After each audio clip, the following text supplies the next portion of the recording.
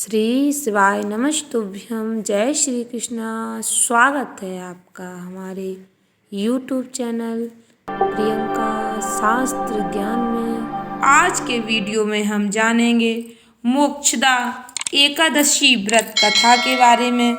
मोक्षदा एकादशी व्रत कब है, किस दिन मनाया जाएगा? मोक्षदा एकादशी का व्रत, पूजा विधि, व्रत कथा, शुभ मुहूर्त, पारण का सही समय सब जानेंगे वीडियो में। वीडियो को ध्यान से सुनें, वीडियो को पूरा देखें। वीडियो में आगे बढ़ने से पहले कमेंट बॉक्स में पूरे भक्ति भाव के साथ हर हर महादेव, जय श्री कृष्णा अवश्य लिखें। चैनल पर पहली बार विजिट हुए, पहली बार मेरी आवाज़ सुन रहे तो चैनल को सब्सक्राइब करके बेल आइकन अवश्य दबाएं, जिससे हमारे वीडियो की सभी नोटिफिकेशन आप तक पहुंचती रहे और आपको नई नई जानकारी मिलती रहे। मार्गशीर्ष शुक्ल पक्ष की एकादशी को मोक्षदा एकादशी कहा जाता है। धर्मशास्त्रों में ऐसी मान्यता है, इसी दिन भगवान श्री कृष्ण ने अर्जुन को गीता का उपदेश दिया था, गीता का ज्ञान दिया था। इसलिए इस दिन गीता जयंती भी मनाई जाती है। इस बार मोक्षदा एकादशी का व्रत 22 दिसंबर को मनाया जाएगा। इस दिन दान करने का भी विशेष महत्व बताया गया है। मोक्षदा एकादशी पर भगवान विष्णु जी की कृपा और मोक्ष पाने के लिए व्रत किया जाता है। जो जातक एकादशी का व्रत करते हैं उन पर श्री हरि भगवान विष्णु और माता लक्ष्मी जी की विशेष कृपा होती है।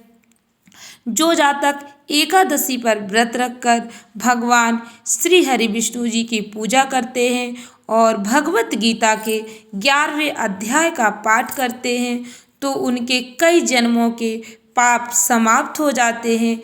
मोक्षदा एकादशी व्रत में कुछ विशेष नियमों का पालन किया जाता है, इनका पालन करना आवश्यक होता है।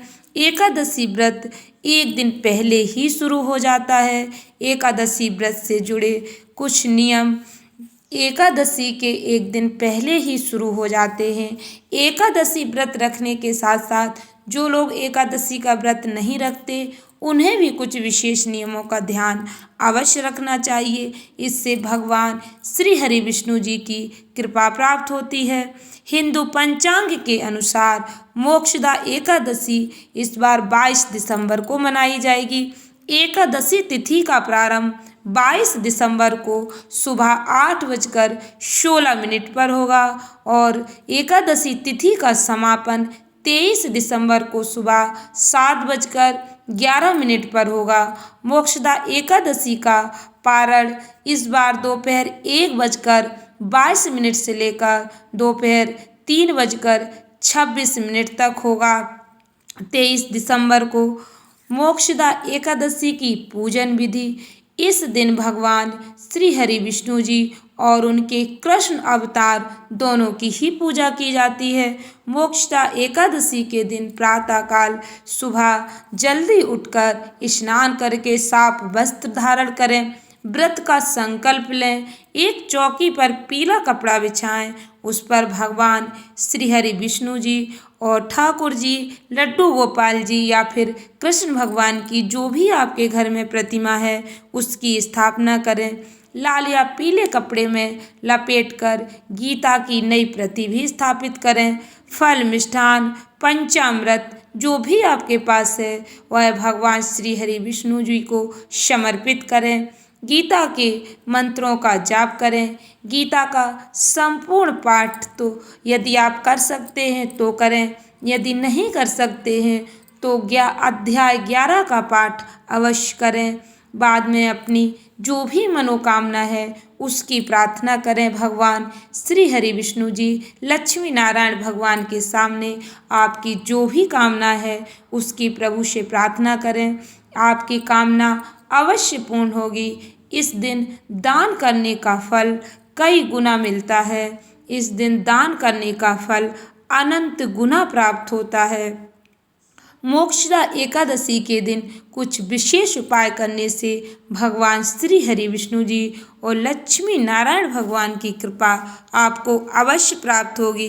मोक्षदा एकादशी के दिन शाम को तुलसी के पौधे के सामने घी का दीपक अवश्य लगाएं। भक्तों, वैसे तो माता तुलसी पर प्रतिदिन शाम के समय घी का दीपक लगाना चाहिए। इससे भगवान श्री हरि विष्णु जी और लक्ष्मी माता की विशेष कृपा होती है।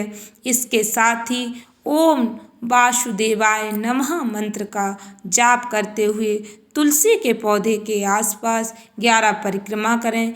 एकादशी के दिन तुलसी के पौधे पर जल न चढ़ाएं, क्योंकि इस दिन माता तुलसी निर्जला व्रत रखती हैं।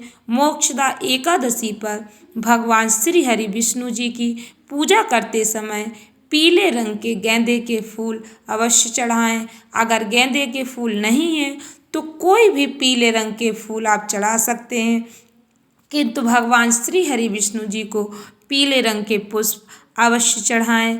आप जानते हैं मोक्षदा एकादशी की व्रत कथा, क्योंकि एकादशी का कोई भी व्रत बिना कथा के पूर्ण नहीं माना जाता है, इसलिए एकादशी में कथा अवश्य सुननी चाहिए। कथा के बिना व्रत पूजन अधूरा माना जाता है। मोक्षदा एकादशी व्रत कथा प्राचीन समय में गोकुल नगर में बैखानस नामक राजा राज्य करता था। एक दिन राजा ने स्वप्न में आया कि उसके पिता नरक में दुख भोग रहे हैं और अपने पुत्र से उद्धार की याचना कर रहे हैं। अपने पिता की यह दशा देखकर राजा व्याकुल हो उठा। उसने ब्राह्मणों को बुलाकर अपने स्वप्न का मतलब पूछा। ब्राह्मणों ने उन्हें पर्वत नामक मुनि के आश्रम पर जाकर अपने पिता के उद्धार का उपाय पूछने की सलाह दी। ऐसा सुनकर राजा ने ऐसा ही किया। जब पर्वत मुनि ने राजा की बात सुनी तो वे चिंतित हो गए। उन्होंने कहा कि हे राजन, पूर्व जन्मों के कर्मों की वजह से आपके पिता को नरकवास प्राप्त हुआ है। मोक्षदा एकादशी का व्रत और उसका फल अपने पिता को अर्पण करने से उनकी मुक्ति हो सकती है। राजा ने मुनि के कथन अनुसार ही मोक्षदा एकादशी का व्रत किया और ब्राह्मणों को भोजन, दक्षिणा, वस्त्र आदि अर्पित कर आशीर्वाद प्राप्त किया। इसके बाद व्रत के प्रभाव से राजा के पिता को मोक्ष की प्राप्ति हुई। मोक्षदा एकादशी का व्रत करने से पितरों को मुक्ति मिलती है, पितरों को मोक्ष की प्राप्ति होती है। इसीलिए इस एकादशी का नाम मोक्षदा एकादशी है। यह एकादशी मोक्ष प्रदान करने वाली है।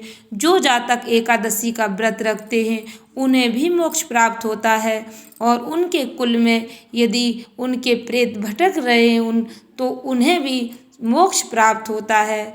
इसलिए इस एकादशी का महत्व कई गुना बढ़ जाता है। मोक्षदा एकादशी का व्रत रखने से आपकी 7 पीढ़ियों का उद्धार हो जाता है। आशा करती हूँ वीडियो अच्छी लगी होगी, उपयोगी लगी हो तो वीडियो को लाइक शेयर अवश्य करें, जिससे हमारी जानकारी अधिक से अधिक लोगों तक पहुँच सके। धन्यवाद भक्तों। श्री शिवाय नमस्तुभ्यम।